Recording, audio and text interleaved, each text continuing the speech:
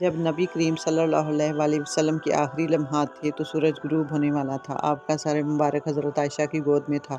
Abdurrahman बिन बकर के हाथ में मसवाक थी तो नबी करीम सल्लल्लाहु अलैहि वसल्लम ने उनकी तरफ देखकर इशारा किया। हज़रत आयशा समझ गई कि आप मसवाक करना चाहते हैं। आपने उनसे मसवाक पकड़ी, उसे अपने मुंह में डालकर नरम किया और आपको पकड़ा दी। नबी करीम जब मसवाक करके फ़ारग हुए तो उंगली खड़ी करके अपना दस्ते मुबारक बुलंद किया और छत की तरफ देखने लगे। उस वक्त आपके होंठ मुबारक हिल रहे थे। हज़रत आयशा ने अपने कान नबी करीम सल्लल्लाहु अलैहि वसल्लम के होंठ मुबारक पर रख दिए। आप फरमा रहे थे, ए अल्लाह, मैं उन लोगों के साथ रहना चाहता हूँ जिन पर तूने इनामात फरमाई, यानी अम्बिया, सादिकीन, शुहदा और सालिहीन।